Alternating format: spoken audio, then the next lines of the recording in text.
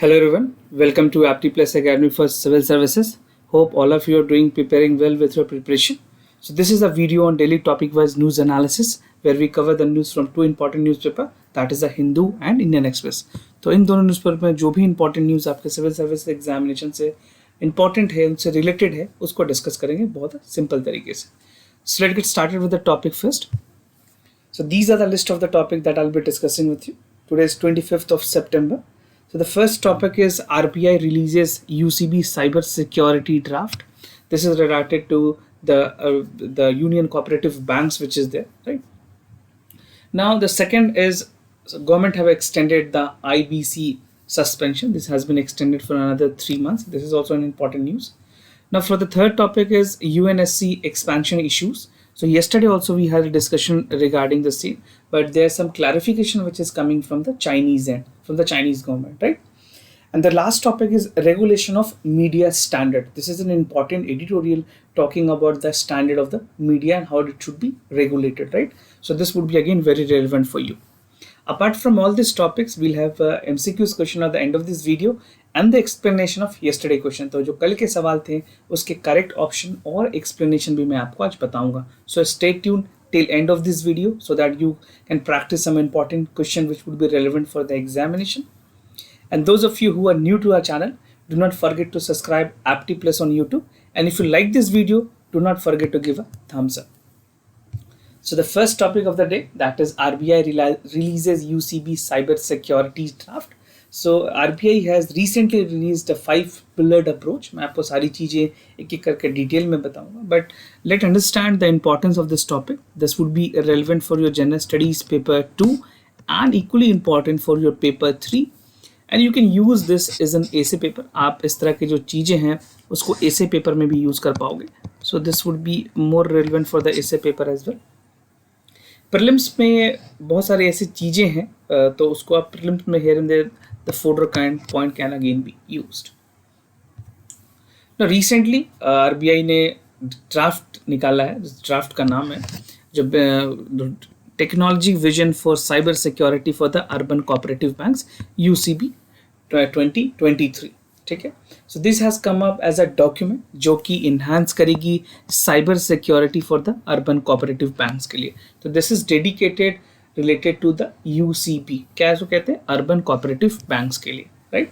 और एक formalisation inputs दी गई हैं जो जितने भी स्टेक होल्डर होंगे UCB के उनको कैसे इन्हांस की जाए, उनकी सिक्योरिटी को कैसे इंश्योर किया जाए ताकि जितने भी ट्रांजेक्शन है जो बैंक की फंक्शनिंग है वो पूरी तरह से हो सके, किसी तरह से फ्रॉड ना हो, कोई भी साइबर सिक्योरिटी या जो कोई साइबर चैलेंजेस हैं उससे ओवरकम कर सके जो हमारी जितनी भी UCBs हैं. ना बात करें जो 5-पिलर स्ट्रैटेजी की मैंने आपको बताया. सो RBI ने यहाँ पे एक प्लान बनाया है. उस ऑब्जेक्टिव में 5-पिलर स्ट्रैटेजी रखी गई है जिसका नाम रखा गया है कार्ड. सो GUARD, कार्ड की क्या एक एक डिटेल मैं आपको बताता हूँ. First G stand for governance oversight, card का पहला. दूसरा U इज यूलाइट टाइल technology investment, so a proper technology investment. जब तक टेक्नोलॉजी अपग्रेडेड नहीं होगी तब तक हम साइबर सिक्योरिटी को एक ऑप्टिमम लेवल पे सिक्योर नहीं कर पाएंगे. Now appropriate regulation and supervision, this is again very important. Now R stand for robust collaboration in terms of public private partnership, चाहे वो PPP मॉडल पे कोलैबोरेशन हो या किसी और इम्पॉर्टेंट स्टेक होल्डर के साथ कोलैबोरेशन हो तो ये भी काफ़ी ज़रूरी होगी. Now the last is D, that is developing necessary IT, चाहे वो IT इंफ्रास्ट्रक्चर की बात हो चाहे वो सॉफ्टवेयर की बात हो, राइट. साइबर सिक्योरिटी जो स्किल सेट्स हैं, चाहे जो एम्प्लॉयड हो हमारे UCBs में, जितने लोग अर्बन जो कोऑपरेटिव बैंक्स में जो एम्प्लॉयड है उन सारे लोगों को इस चीज़ के बारे में जानकारी देना भी बहुत ही ज़्यादा इम्पॉर्टेंट होगा, राइट. नो जो ये विजन डॉक्यूमेंट है इसमें कुछ स्पेसिफिक एक्शन प्लान भी बताए गए हैं कि किस तरह से एक ब्रॉड ओवरसाइट करनी है हमें, खास करके UCBs को, जहाँ पे साइबर सिक्योरिटी को वो इन्हांस कर सकते हैं. तो उसमें क्या क्या चीज़ें इंपॉर्टेंट पॉइंट है. So the first is to enable UCBs for a better manage and secure IT assets. जितने भी सिक्योर्ड IT एसेट है, चाहे वो implementation of off site supervisory mechanism हो या फिर फ्रेमवर्क हो on cyber security related control, तो उन सारी चीज़ों को मैनेज करना, उसकी एक रोड मैप बनाना, ये जिम्मेवारी होगी हमारे अर्बन कोऑपरेटिव बैंक्स की. उसके अलावा it will develop the forum for the UCP, जो एक इम्पॉर्टेंट फोरम होती है, सो दैट जो बेस्ट प्रैक्टिसेस हैं, तो होता क्या है कि बहुत सारे ऐसे कंट्रीज़ हैं जिनकी बेस्ट प्रैक्टिसेस है, या बहुत सारे एंटरप्राइजेज हैं, ऐसे प्राइवेट पार्टनरशिप्स हैं जिनकी ऑलरेडी इनमें प्रैक्टिसेस हैं, इनके एक्सपीरियंस है, तो उनको शेयर किया जाए, उसको पार्टली डिस्कस किया जाए विद द इश्यूज़, और क्या क्या चैलेंजेस हो सकते हैं उसके फ्रेमवर्क में, उसके इम्प्लीमेंटेशन में, कैसे लोगों को अवेयर करना है, ट्रेंड करना है, ये सारी जानकारी यूसीबीज तक पहुंचनी बहुत ही अहम है, राइट। ना बात करते हैं वे फॉरवर्ड की, तो साइबर सिक्योरिटी की बात करें इंडिया में, ऑल्दो जो साइबर सिक्योरिटी है this is again a very important concern for the country. आपने रिसेंटली देखा होगा जो हमारे प्राइम मिनिस्टर है उनके ट्विटर हैंडल को भी हैक कर लिया गया था, but that was been declared कि किसने हैक किया, सारी चीज़ें बताई थी। लेकिन साइबर सिक्योरिटी की बात करें तो एक चैलेंजेस हमेशा बनी रहती है, राइट। अगर मैं आपको यहाँ पे एग्जांपल के तौर पे रशिया के बारे में बताऊँ, तो Russia has some very good hackers in the world. सबसे बड़ी जो हैकिंग है हब जो है वो रशिया है, उसके बाद चाइना है। तो साइबर सिक्योरिटी में ये चीज़ें काफ़ी ज़रूरी है कि जो एक लैंडस्केप है that should continue to evolve with a wider adoption of digital banking technology. जितनी डिजिटल बैंकिंग चीज़ों को आसान कर रही है, वहाँ पे खतरा भी उतना ज़्यादा बढ़ जाता है, राइट। तो digital crime, banking related issues, banking fraud has also been reported high in India. तो ये बहुत ज़रूरी है कि जो हमारे अर्बन कोऑपरेटिव बैंक्स हैं वो चीज़ों को मैनेज करें, एसोसिएट करें विद द रिस्क इफेक्टिवली। यहाँ पे एक सबसे बड़ी जो चैलेंज आती है वो ये है कि अगर आपने एक पूरा इकोसिस्टम बना दिया है डिजिटल बैंकिंग का, सपोज ये डिजिटल बैंकिंग है और ये इंडिविजुअल है जो इस चीज़ को मतलब know this is the person who would be using it, would be the beneficiary. तो यहाँ पे जो लोग हैं, जो पीपल है, they are actually not aware how to use. यहाँ पे बहुत सारे ऐसे लोग हैं जो बैंकिंग तो यूज़ कर रहे हैं, डिजिटल बैंकिंग, नेट बैंकिंग के सर्विसेज यूज़ कर रहे हैं, बट उनको कहाँ पे कौन सी चीज़ों को डिस्क्लोज करनी है, सीवीवी बतानी है, या और भी किस तरह से अवेयरनेस रखनी है। कई बार आजकल डमी पोर्टल्स बन रहे हैं कई वेबसाइट्स के, ऐसी चीज़ें रिपोर्ट हुई हैं, जैसे ई कॉमर्स साइट है या कुछ बैंकिंग के साइट्स हैं, वो फेक डमी पोर्टल बनाते हैं जहाँ पे आप लॉगिन जब भी करेंगे तो आपकी क्रेडेंशियल वहाँ पे शेयर हो जाती है थर्ड पार्टी के साथ। तो ये सारी चीज़ें इंडिया में जानकारी अभी भी बहुत लोगों को नहीं है। आरबीआई अपने हिसाब से कोशिश कर रही है ताकि ये चीज़ बताया जाए। तो आप एज अ विजिलेंट सिटीजन जब भी आप कोई वेबसाइट को लॉगिन करें तो वहाँ पे आप सिक्योर पेज पे हैं या नहीं है, इन सारी चीज़ों को ज़रूर देख लें। या तो आप इनकॉग्निटो का पेज खोल सकते हैं, गूगल क्रोम अगर यूज़ कर रहे हैं तो चीज़ें वहाँ पर जितने भी जो स्पैम्स होते हैं वो ऑलरेडी इनकॉग्निटो में ब्लॉक हो जाती हैं, right. So these are some of my personal suggestion that you can incorporate if you are using a digital banking or internet banking services of any banking in India, right. Now coming to the other point, that is government extend IBC suspension। जो हमारी IBC है basically insolvency and bankruptcy code है, उसकी suspension को government ने आगे बढ़ा दिया है। सो इम्पॉर्टेंट है ये न्यूज़ आपके जनरल स्टडीज़ पेपर 3 के लिए, और this is more important only for the mains examination. अगर प्रीलिम्स की बात करें तो प्रीलिम्स में सिर्फ IBC से सवाल पूछे जा सकते हैं, राइट। तो जो हमारी कॉर्पोरेट अफेयर मिनिस्ट्री है उन्होंने रिसेंटली जो सस्पेंशन है उसको आगे बढ़ाया है IBC के।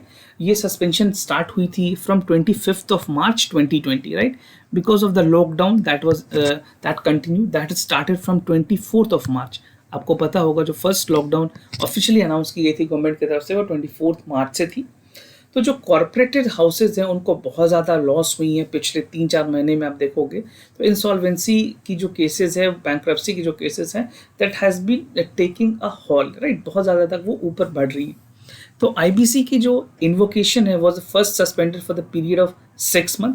पहले 6 मंथ तक इसको सस्पेंड किया गया है और आगे इसको 3 महीने तक और बढ़ा दिया गया है।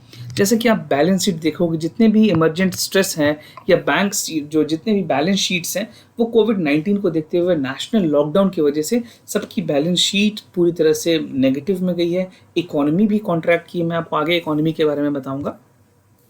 तो सस्पेंशन ऑफ जो सेक्शंस की अगर बात करें तो जो फिनांस मिनिस्ट्री है उन्होंने बताया कि कुछ इंपॉर्टेंट सेक्शंस जो हैं IBC के उनको वो रीइंफोर्स कर रही है ताकि जो हमारे बिजनेसमैन हैं, खास करके किसके लिए, बिजनेसमैन को प्रोटेक्ट करने के लिए।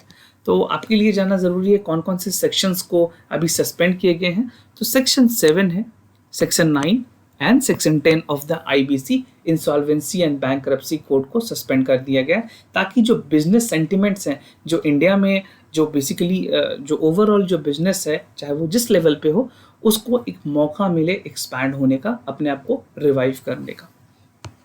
Now the government has issues ordinance to amend the IBC। जुलाई में ये सारी बातें हुई थी और कोड के प्रोविजन के मुताबिक जो IBC की कोड है, so they have committed कि जो डिफॉल्टर हैं आफ्टर मार्च 2025 उनको अभी डिफॉल्टर नहीं कंसिडर किया जाएगा, क्योंकि गवर्नमेंट ने चीज़ों एक्सटेंड किया है। और जो ऑर्डिनेंस थी that permitted the government to extend the suspension of insolvency invocation up to 1 year, ऐसे प्रावधान थे उसमें कि it can be extended up to 1 year on a max, right. Let's see how the parliament would, because recently this provision has been passed by the parliament, जो 1 साल का जो tenure ये है एक्सटेंशन जो दी गई है वो पार्लियामेंट ने भी बढ़ाया है, अभी लास्ट में जो सेशन हुई है उसके बाद भी अगर ज़रूरत पड़ती है तो गवर्नमेंट ऑर्डिनेंस रूट के थ्रू भी इसको एक्सटेंड कर सकती है। ना कॉन्ट्रैक्शन ऑफ इकोनॉमी की बात करें, जैसे कि आपने एनएसओ की जो रिसेंट क्वार्टर्स में जो रिपोर्ट आई है फर्स्ट क्वार्टर की, उसमें 23% का जो गिरावट दिखा गया, -23.7% तक की इकोनॉमी कॉन्ट्रैक्ट हुई है। और आने वाले टाइम में जो प्रिडिक्शंस हैं, मूडी या फुच हो या फिर वर्ल्ड बैंक हो, इन सारे लोगों की जो प्रिडिक्शंस हैं उनके मुताबिक आने वाले टाइम में कम से कम हमें अगले क्वार्टर्स तक वेट करनी पड़ेगी 2021 की, then only we can recover, right. अभी जिस तरह से ये आने वाले जो 3 क्वार्टर बच रहे हैं उसमें रिकवरी होगी पर उतनी अच्छी नहीं होगी। Now the industry is yet to see the significant revival, जहाँ पे consumer would retain a caution. और जहाँ तक बात करें जो लोगों की जो परचेजिंग पावर पैरिटी है इंडिया में वो कम हुई है, लोग खर्च कम कर रहे हैं, बिकॉज खर्च इस वजह से कम कर रहे हैं क्योंकि लोगों की इनकम कम हुई है, राइट। जो सैलरी थी लोगों की वो एटलीस्ट मैं अगर स्केल में बताऊं परसेंटेज वाइज तो 20 to 40% तक डिडक्शन हो रही है लोगों की सैलरी की, राइट, फ्रॉम देयर इनकम। और जो जॉब्स हैं, जो इनकम्स हैं, वो कम्प्लीटली इकोनॉमी में जिस तरह से डेटोरेट कर रहे हैं, तो लोग इकोनॉमी में बेसिकली जो खर्च है, out of the pocket expenses है, उसको पूरी तरह से लोगों ने बंद कर दिया। सो इकोनॉमी में जब इकोनॉमिक रिवाइवल के लिए बहुत ज़रूरी है कि मनी का सर्कुलेशन हो और सारी चीज़ें उसी तरह से चलनी शुरू हो, then only the economy can revive, right. ना वे फॉरवर्ड क्या है, अगर सस्पेंशन की बात करें, जो कॉर्पोरेट इंसॉल्वेंसी रेजोल्यूशंस को प्रोसेसेस को 3 महीने के लिए आगे बढ़ाया गया है, तो ये कंपनीज़ के लिए बेनिफिट होगी क्योंकि उनको एक मौका मिलेगा अपने आप को एक कुशन प्रोवाइड करने का, जहाँ पर जो भी स्ट्रेस कंपनी है वो अभी उनको ज़रूरत है कि एक कुशनिंग इफेक्ट मिले, वो अपने आप को संभाल पाएँ और हर तरीके से, चाहे वो वर्टिकली हो या फिर हॉरिजॉन्टली हो, वो अपने रिवाइवल प्लान को बना सके, right. So this is the need of that government should take action, and government should ultimately favor the companies who are under the stress, not by leveraging their assets, their NPA, but by supporting, giving them some holistic and sustainable regulation that is needed. Now coming to the other topic, that is UNSC expansion issues। कल मैंने आपके साथ discuss किया था जिस तरह से जो हमारी जितने 4 कंट्रीज़ हैं उनको लेकर के जो G4 के कंट्रीज़ थे, दे डिमांडेड कि हमें भी परमानेंट काउंसिल मेंबरशिप में जगह मिलनी चाहिए, उसको लेकर के बातें हैं। चाइना ने कुछ ऑफिशियली जवाब दिया है। So this is important for your general studies paper 2। और इस तरह के जो सवाल है हर बार आपके प्रीलिम्स में भी इंपॉर्टेंट है। They can link this type of question with the map work also, right. तो आप उसको उस अंडरस्टैंडिंग से भी चीज़ों को समझने की कोशिश करें। तो एक ऑफिशियल स्टेटमेंट आई है चाइनीज़ गवर्नमेंट की तरफ से, जहाँ पे उन्होंने कहा है कि एक पैकेज सॉल्यूशन की ज़रूरत है। जहाँ पे यूएनएससी को एक्सपेंशन के लेकर के बात की गई है, वहाँ पे कहा गया है चाइना के मुताबिक कि एक पैकेज सॉल्यूशन देना चाहिए, ना कि चीज़ों को एक्सपैंड करना चाहिए। चाइना ये अपने फेवर में करने की बातें कर रहा है। मैं आपको पर्सनली बता रहा हूँ, कुछ चीज़ें आपको समझनी पड़ेगी, क्योंकि चाइना का ये मानना है कि एशिया में सिर्फ वो डोमिनेट करे, इंडिया की इंटरफेरेंस ना हो, इंडिया परमानेंट मेंबर ना बन पाए। ये चाइना की कोशिश शुरुआत से ही है, राइट। तो China is a part of the permanent member countries. जो 5 मेंबर परमानेंट मेंबर है उसमें चाइना एक कंट्रीज़ है। उसके अलावा वो हमेशा अपने वीटो पावर यूज़ करता रहा है, चाहे वो इंडिया को रोकने की बात हो यूएनएससी के परमानेंट मेंबरशिप के लिए, right. And China has been stonewalling India's entry into the UN security council. बात करें G4 ग्रुपिंग की, तो G4 ग्रुपिंग में इंडिया है, जापान है, जर्मनी है और ब्राज़ील है। आप इसके निमोनिक्स बना सकते हैं I, J, G and B, right. So इस तरह के निमोनिक्स बना के आप चीज़ों को याद करें। तो यहाँ पे कल के न्यूज़ मैंने आपको बताया था कि यूएन सिक्योरिटी काउंसिल में डिमांड की गई थी, ये अर्जेंसी रखी गई है कि जल्दी से जल्दी यूएन सिक्योरिटी काउंसिल को बढ़ाया जाए, क्योंकि ये जो चीज़ें चल रही है वो 1965 के टाइम में जो चार्टर थी वही अभी तक फॉलो हुई है, इसकी एक्सपेंशन नहीं हुई है, राइट। जो फॉरेन मिनिस्टर लेवल की जो कल मीटिंग हुई है 75 session of UN general assembly, वहाँ पे ये सारे बात की गई थी कि एक अर्जेंट रिफॉर्म की ज़रूरत है इन अ टाइम बॉन्ड मैनर। ये 4 कंट्रीज़ जो हैं, ये जो G4 कंट्रीज़ हैं, उन्होंने डिमांड किया है कि हमें एक रिटन रिक्वेस्ट या हमें एक रिटन अश्योरेंस दी जाए कि कब तक एक्सपेंशन हो सकती है यूएन सिक्योरिटी काउंसिल की। और ये जिस तरह से 75th ईयर मनाया जा रहा है यूएन नेशंस का, तो India will begin it's 2 year term. India को इलेक्ट की गई है फॉर 2 ईयर टर्म, जो कि स्टार्ट होगी 1 जनवरी 2021 से। So India would be starting its non-permanent membership for 2 years, but this is not something which is relevant for India's, जिस तरह से इंडिया की डिवोशन है, जिस तरह से इंडिया ने यूएन पीस कीपिंग फोर्स में काम किया, मैंने आपको कल भी ये बातें बताई थी, तो उस पे सारी चीज़ों को ध्यान देने की ज़रूरत है। और इंडिया एक बहुत ही डोमिनेंट दावेदार है in terms of getting the permanent security in the UN Nations, right. जो सिक्योरिटी काउंसिल है वहाँ पे इंडिया की अगर सपोर्ट की बात करें, तो मैंने जो आपको इनिशियली 5 मेंबर बताए, 5 मेंबर में अभी प्रेजेंट में जो मेंबर हैं, जो P5 मेंबर है, जो परमानेंट मेंबर हैं, वो है USA, United states, UK, France और रशिया। इसके अलावा है चाइना। सो ये 5 कंट्री हैं जो परमानेंट मेंबर हैं अभी यूएन सिक्योरिटी काउंसिल के। तो ये जो 4 कंट्रीज़ हैं, यूके, यूएसए, फ्रांस और रशिया, ये इंडिया के सपोर्ट में है, क्योंकि यूएस से हमारी अच्छी रिलेशनशिप है। USA is also our big support, right. France से हमने भी रफाल वगैरह करा, हमारे डिफेंस की अच्छी है तालमेल फ्रांस के साथ भी। और Russia has always been a friendship partner of India. तो ये चारों लोग इंडिया के सपोर्ट में हैं। But China, because veto power है, तो चाइना के ब्लॉकिंग की वजह से इंडिया को यूएनएससी है उसमें परमानेंट मेंबरशिप नहीं मिल पा रही है। And China as a part of, जो मैंने आपको बताया, is definitely the stonewalling the efforts to become the UN powerful body for the years. सिर्फ ये आज से नहीं, बहुत पुरानी बातें ये कंटिन्यूइंग चलते आ रही हैं। Now the other topic, that is regulation of media standard। ये काफ़ी एक इम्पॉर्टेंट आर्टिकल है, एडिटोरियल है आज के इंडियन एक्सप्रेस में, जिसको S.Y. कुरैशी साहब ने लिखा है। He is a former election commissioner and he talks about how should the media be regulated. तो this is very important for your general studies paper 2। आपके जनरल स्टडीज़ के पेपर 4, एथिक्स के पेपर में ये काफ़ी इंपॉर्टेंट है। खास करके केस स्टडी की अगर बात करें तो वहाँ पे चीज़ें भी बहुत इंपॉर्टेंट है। तो ये अनडिनाइबल है जिस तरह से मीडिया है, या फिर खास करके मैं टीवी मीडिया की बात कर रहा हूँ, जो हमारे यूट्यूब्स में या फिर जितने न्यूज़ चैनल्स हैं, उसमें एक अनप्रेसिडेंटेड इन्फ्लुएंस है पीपल के माइंड में, क्योंकि लोग समझते हैं कि मीडिया जो चीज़ें रिपोर्ट करती हैं वो एक्चुअल चीज़ों को रिपोर्ट करती है। But somewhere media in present arena, I personally feel, is being colonising the mind of the citizenship, right. तो सुप्रीम कोर्ट ने इस पे ध्यान देते हुए कुछ टीवी चैनल पे बैन लगाए हैं। अभी रिसेंट में आपने सुदर्शन चैनल का नाम सुना होगा, जहाँ पे कुछ हेट फैलाए जा रहे थे यूपीएससी में रिक्रूटमेंट प्रोसेस को लेकर के। तो ये एक छोटी सी एग्जांपल है, मैंने आपको बताया, जो रिसेंट में हुई है। इससे पहले और भी ऐसी चीज़ें चलती आ रही हैं मीडिया इंडस्ट्रीज़ में, खास करके जहाँ पे दूसरे नैरेटिव को क्रिएट किया जाता है, चाहे वो गवर्नमेंट के अगेंस्ट हो, चाहे गवर्नमेंट के प्रो। तो कोर्ट ने अंडरलाइन किया है इस तरह के एफर्ट्स को कि हमें एक क्लियर इम्प्लीमेंटेशन करने की ज़रूरत है, एक इफेक्टिव इम्प्लीमेंटेशन करने की ज़रूरत है, जहाँ पे हेट स्पीच को प्रमोट ना किया जाए किसी भी तरीके से, राइट। हेट स्पीच को कहीं भी प्रमोट करने की नहीं ज़रूरत है। गवर्नमेंट ने इस चीज़ पे कुछ एफर्ट्स दिए हैं, किस तरह से चीज़ों को कंट्रोल करनी चाहिए। तो government has made several efforts to regulate media and such attempts have crash the wake of the public outcry. Government ने कोशिश तो किया, बट इसके जो अब रिवेंज के तौर पे बोलो, या जो पब्लिक आउटक्राई हो जिस तरह से, उसके बाद बहुत चीज़ों को वापस भी लेना पड़ा, राइट। तो मैं आपको एक नोट कराना चाहूँगा यहाँ पे। अप्रैल 2018 में जो ministry of information and broadcasting है, जो सारी चीज़ों को रेगुलेट करती है, उन्होंने कहा कि भाई जो प्रोपोगेटेड और जो फेक न्यूज़ है, उसको अगर कोई इस तरह से फैलाता है तो उस चैनल को सस्पेंड कर दिया जाएगा, परमानेंटली उसके लाइसेंस को कैंसिल कर दिया जाएगा। बट जिस तरह से आउटरीच हुई पब्लिक में, जिस तरह से फिर इसके अलग नैरेटिव क्रिएट गई, तो मिनिस्ट्री को 15 घंटे के अंदर फिर अपनी सारी चीज़ों को रिवोक करना पड़ा इस सर्कुलर को, और वापस इस रेगुलेशन को ख़त्म करना पड़ा। तो आप समझ सकते हो कितना हाई इंटेंस्ड है इंडिया में मीडिया, कितनी डीप रूटेड है in the minds of the people of this country.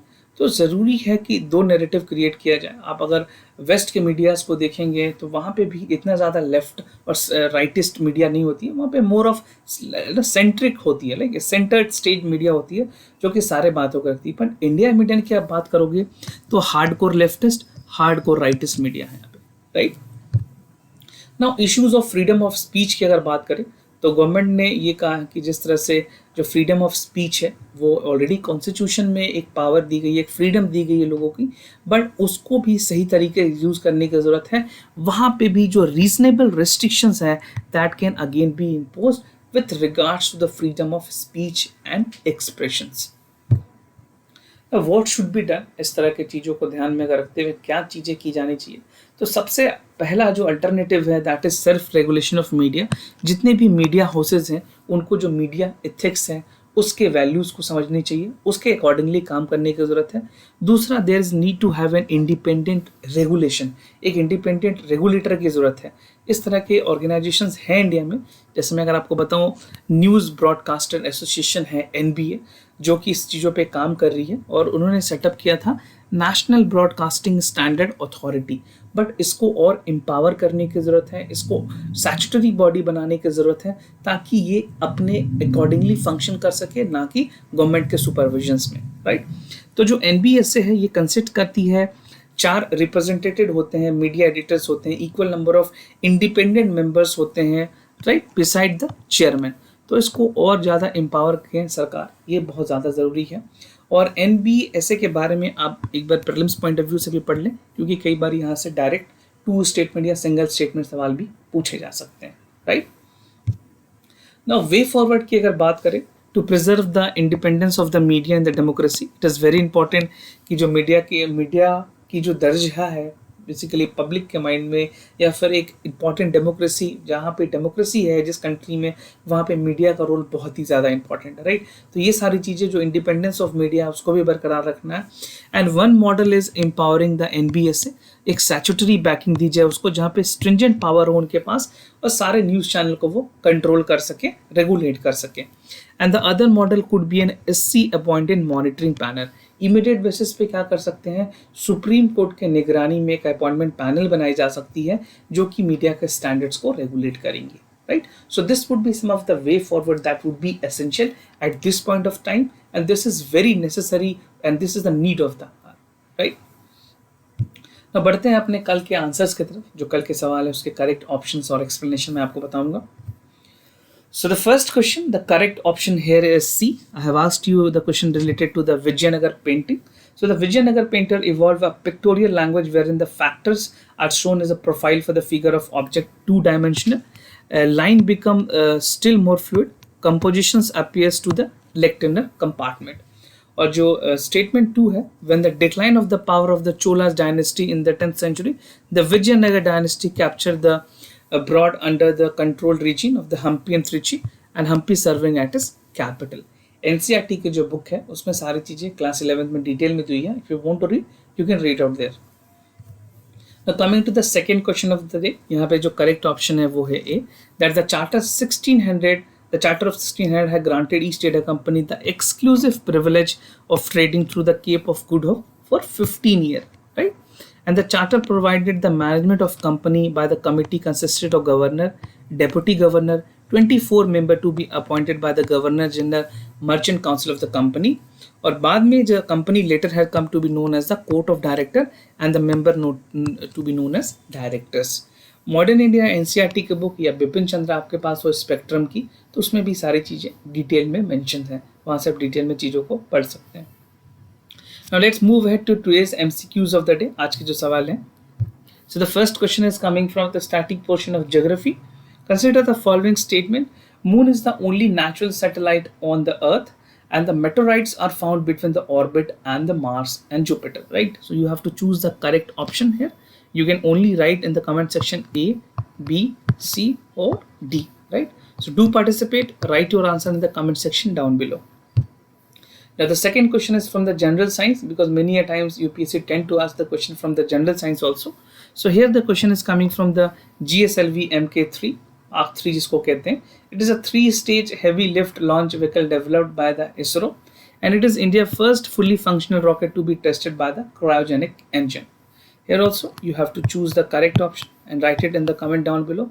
कोई भी एडिशनल इन्फॉर्मेशन आपके पास GSLV Mark 3 से रिलेटेड है वो भी आप कमेंट सेक्शन में हमें बता सकते हैं, right? So do participate, write your answer in the comment sections. And if you have any other concern, do let us know. We'll be more than happy to assist you. For time being, I am signing off. Wish you all the best. Stay home, stay safe. Thank you so much.